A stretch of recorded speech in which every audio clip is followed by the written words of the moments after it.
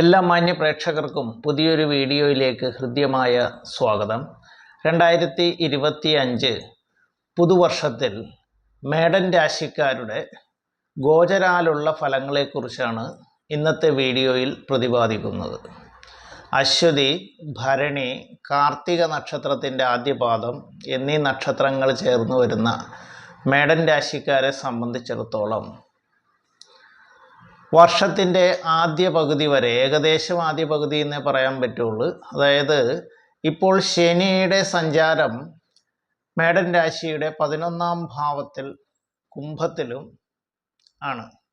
കൂടാതെ വ്യാഴം 2ാം ഭാവത്തിൽ ഇടവത്തിലുമാണ് സഞ്ചരിച്ചു കൊണ്ടിരിക്കുന്നത്.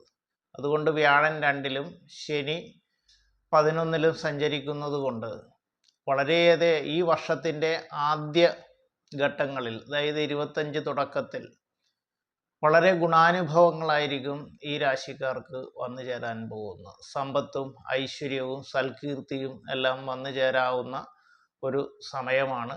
തൊഴിൽ രംഗത്തും വലിയ നേട്ടങ്ങളുണ്ടാവും. ഏത് തൊഴിൽ മേഖലയായാലും അല്ലെങ്കിൽ ബിസിനസ് ആയാലും ഏത് രംഗത്ത് പ്രവർത്തിക്കുന്നവർക്കും നല്ല നേട്ടങ്ങൾ വന്നു ചേരുന്ന ഒരു സമയമാണ്. രാഷ്ട്രീയക്കാർക്കും കലാകാരന്മാർക്കുമെല്ലാം പൊതുവിൽ അനുകൂല സമയമാണ്. എന്നാൽ 2025 മാർച്ച് 29 ശനി 12ലേക്ക് മാറ്റപ്പെടുന്നുണ്ട്.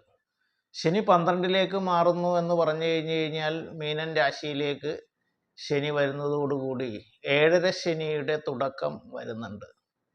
കൂടാതെ 2025 മെയ് 14 ഇപ്പോൾ 2ൽ നിൽക്കുന്ന വ്യാഴം 3ലേക്ക് ഗ്രഹചാരം നടത്തുകയും ചെയ്യുന്നുണ്ട്.